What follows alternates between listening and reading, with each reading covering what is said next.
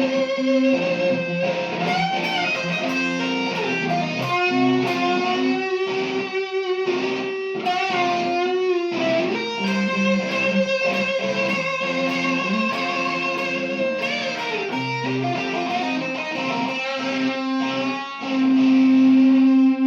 guys, Mediocre Cover Band Guitar Guy. Today I'm going to do a segment called Dear Venue. And the reason being is that I had a Facebook friend who put a post up on Sunday. His band was reached out to do a gig at a venue, at a club. They got there, they set up, they started their gig. They were a blues rock band who did all originals. The bar hired the band on a recommendation of somebody who knew the person hiring the bands. They were the manager, not the owner of the venue. Brought them in. And when they got to a certain point in the second set, were asked to stop playing because people were leaving and they weren't enjoying, and they were just going to go with DJ type music. Somebody was just going to play music. So this was bad for the band. It was embarrassing because first thing people are going to say, well, they got kicked off the stage because you know what people are like, right? And then for the people that left the venue, they might not ever come back again because they didn't like the music. So I'm just going to, these are just some tips, just some things to consider when you're bringing bands in. First and foremost, if you own a venue and you're not doing the hiring yourself, okay, and you have somebody in that place like a manager, make sure that person has dealt with the entertainment, the hiring of the entertainment before, okay? And if they've never done it, then you need to sit down and tell them this is what to look for. And if you've never done it, you need to find somebody that can help you out. Somebody credible, by the way, okay? Not even somebody like me, even though I'm giving you tips here. You need somebody who understands the business of things as well, okay? And how that works.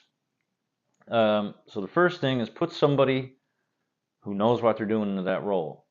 First thing they need to do is realize what kind of entertainment they need at that venue, what that venue is going to attract. So if you've got a pub and you just want background noise, then basically you're going to just want acoustic, a solo acoustic, a duo acoustic, nothing too loud.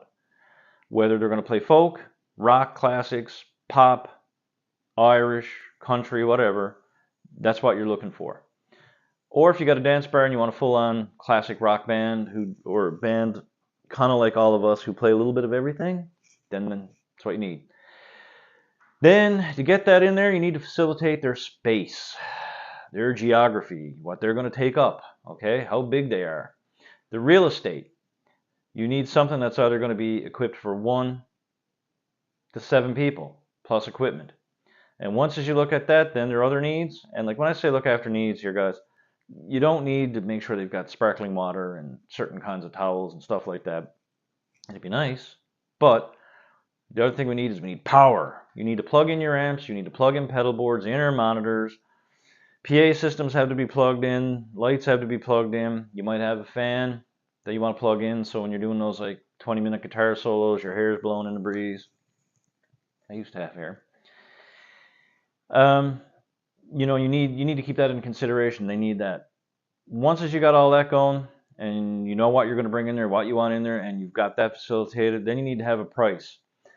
I went to a bar once and they asked me, you know, what do you charge? I told them what we generally got for a gig. Like I gave them a ballpark between this amount and that amount. And they were like, okay, well, that's not doable. Would you play for the door? Set a price point. Okay, if you're a bar with a PA and lights and everything else, set a price point and say, well, we're only going to pay you $600 because we got everything here that you need. Or we're going to pay whatever, $800 because we got a PA here and everything you need. If you want a band to come in and provide full production and they're driving a bit of ways to get there and there's a bit of work and you got nothing, then you know what? You need to give them more money. So there's nothing wrong though with saying this is what we pay. We pay $1,000, we pay $800, whatever. If you can bring 1,200 people into our bar every time you play, you know what? We'll up the money next time you come through. But generally try to keep everybody on the same sort of level. If somebody comes in then on the other end says we're going to play for $400, then there's some red flags there that you got to look at. Why are they willing to do it for either free or half price in some cases? Is it because they are inexperienced, which you may not want in your bar because, or your venue, because you need a band that knows how to work a crowd? Is it because they know that they're not very good, right? Or just they don't know what they're doing price wise? And you can say to them, well, okay, well, this is what we pay. Sometimes bands don't also know how to price themselves, and they're afraid if they go to it could be a great band, they don't know how to price themselves. So if you set a price in there, you're taking out a lot of guesswork. You know what I mean? And if you got somebody and you ask that question and somebody comes in and you say, are you worth an $800 gig? And you're like, shit, man, we're worth an $8,000 gig.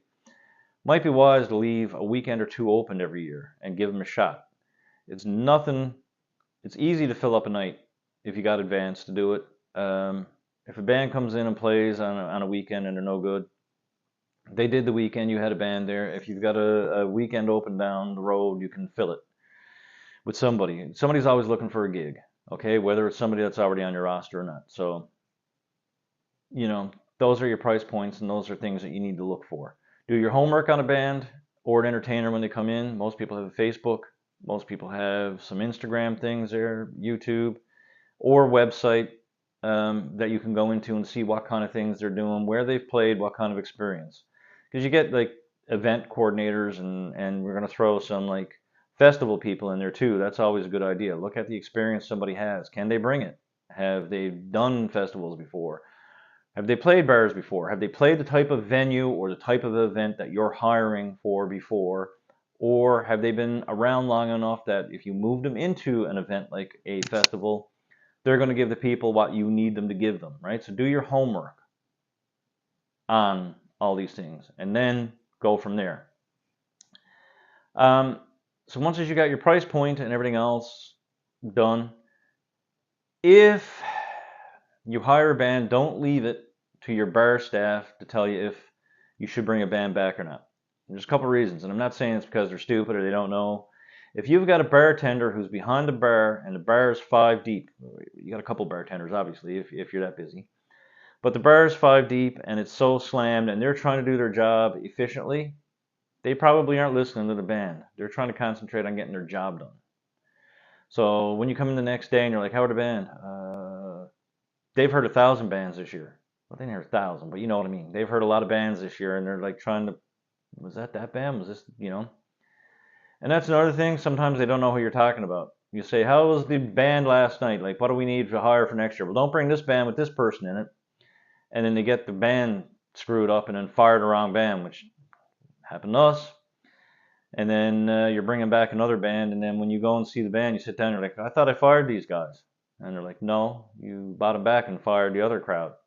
Oh, that's shitty. So do your homework there as well and look at who you've got on your stage, right? In your bar, in your venue, in your whatever. If you're doing a festival, hopefully you're there or you'll know. Fan feedback, people who are in your bar, people who go to your venue, they will know. Put a section on your Facebook page for comments, to rate your experience, you know, if it was enhanced or not by the people playing. So you got your price points, things like that all settled away. Quantity over quality is not a good thing. Um, when you got a bar that has 20 bands playing there and a band gets a gig, it's happened to us. Again, this is all coming from somewhere, folks. You play a gig in January, you play a gig in middle of May, and then you're not back again until November. You're not going to get time to build a following in a venue, in a bar. Whereas when we played Tolls, we played every 6 weeks, and his theory on all this was everybody got to hear what you were like. It was never a situation, well, I never heard of them before. Who are those guys? Well, they played there in January. I don't know. I'm not going. Whereas if you're there and you're a good band and you're present and you're there with the visibility, they're going to remember you and come back. And then that's good for the venue and it's good for the band. Now, oversaturating the bands at a festival, having a band play 5 years in a row, 6 years in a row at the same festival, you might think it's doing okay, but after a while, when that band breaks up, people are going to lose interest. So you need to keep that shit fresh too. Um, just the way it is, right?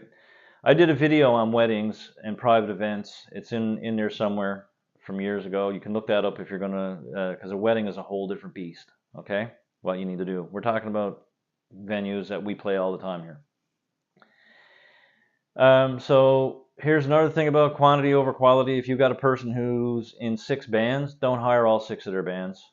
Tolls, holy shit, there was a guy who played in a band, or there was a guy who played over there at one point, played with 7 different bands.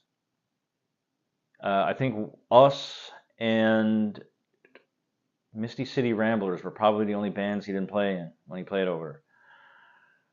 So keep that in mind too. If you got somebody doing that, it's just as well to hire, especially if it's a singer, because they're going to be doing the same set list. Hire like the 17 bands that they're in, right? For one gig, or hire one of his bands for 17 gigs, 17 weekends or something.